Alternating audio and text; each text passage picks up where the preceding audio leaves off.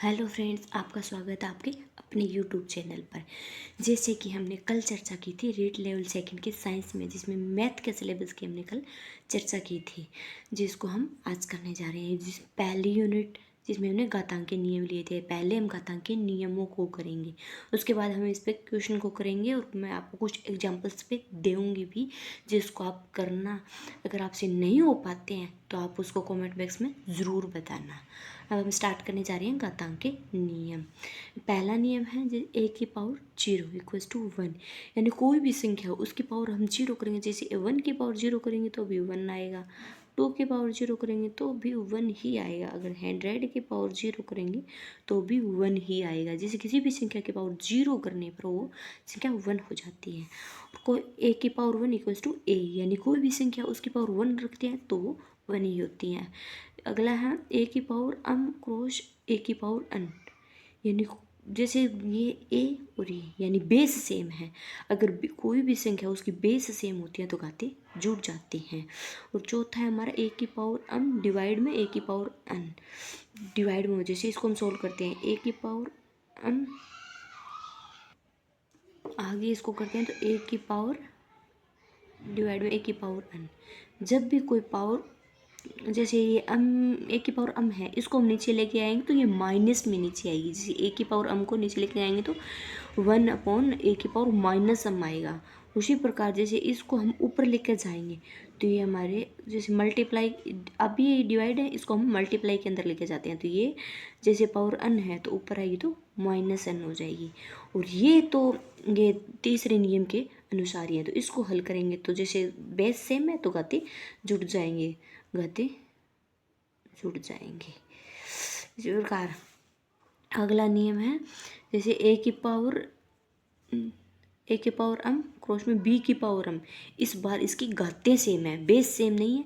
पहले base same थे तो घातें जुड़ गई थी, अब घातें सेम है तो घातों को कॉमन ले लेंगे। जैसे को कॉमन ले लिया तो ए क्रॉस बी, यानी ए बी की पावर हो गई। उसी प्रकार जैसे डिवाइड के अंदर है तो इसको हम जैसे ए की पावर डिवाइड में बी की पावर घातें सेम है तो घातों को ऊपर कॉमन ले लेंगे तो बच गया जो ए डिवाइड में बी। सातवां नियम है हमारा छठा नियम है ए की पावर की पावर n। जैसे ये ब्रैकेट है तो ये मल्टीप्लाई हो जाता है। जैसे ये ब्रैकेट है, जैसे 2 की पावर 2 मल्टीप्लाई मतलब पावर 3, तो ये 3 इसकी मल्टीप्लाई में हो जाएगी, यानी 2 के मल्टीप्लाई में हो जाएगी तो इसका सॉल्यूशन तो हो जाएगा 2 की पावर 6। लेकिन अगर हम एक एग्जांपल और लेकर देखें, जैसे 2 की पावर 2 की इधर ही 3 ऐसे हो जाए, जैसे जैसे इसके अंदर ब्रैकेट ना हो। इसके अंदर एक बार ब्रैकेट था, जैसे 2 की पावर 2 फिर ब्रैकेट पावर 3 हो रही थी, तो यानी जब ब्रैकेट आ जाता तो ये मल्टीप्लाई होती है। लेकिन इसके अंदर ब्रैकेट नहीं है तो पहले इसकी पावर ये ऊपर से जैसे इधर से सॉल्यूशन करते चलेंगे, पहले ये सॉल्यूशन होगा फिर इसके बाद ये सॉल्यूशन होगा। तो पहले 2 की पावर 3 करते हैं तो 8 होती है, यानी 8 हो गया, इसका सॉल्यूशन ये आएगा और ये इसका सॉल्यूशन ये होगा।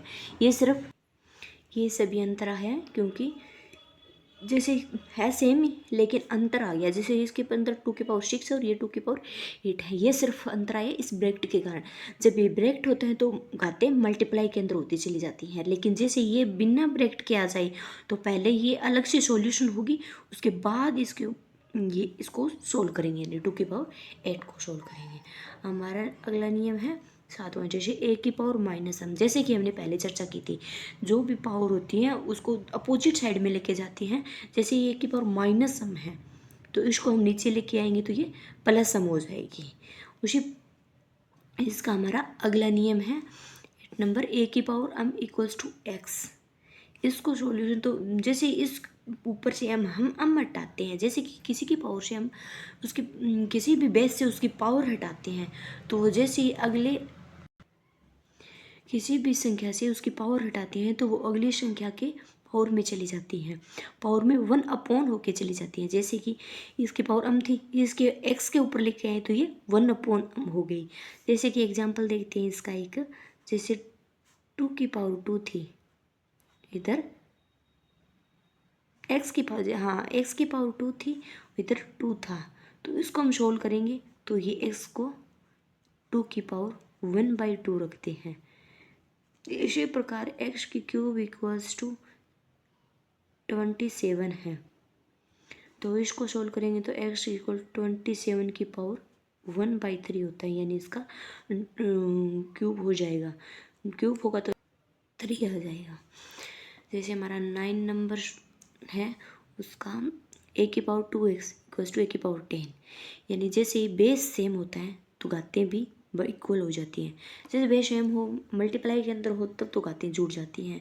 और जैसे घातें सेम हो और घातें सेम हो और अगर बेस अलग अलग हो तो बेस मल्टीप्लाई हो जाती हैं। लेकिन इसके अंदर इक्वल के अंदर है, यानी ये दोनों बराबर के अंदर दिए हुए हैं, तो बेस सेम है तो घातें भी बराबर में हो जाएगी। तो इस तरह इसको भी सोल्यूशन कर सकते हैं। इसका एक्स का आ जाएगा एक्स इक्वल्स टू 5। उसी प्रकार जैसे बेस सेम थे तो घातें भी इक्वल हो गई, इसी प्रकार इसके अंदर घातें इक्वल हैं तो बेस भी इक्वल हो जाएंगे, यानी 2x equals to 4, x equals to 2। ये थे हमारे 10 नियम। अब हम इस पे आधारित क्वेश्चन करेंगे।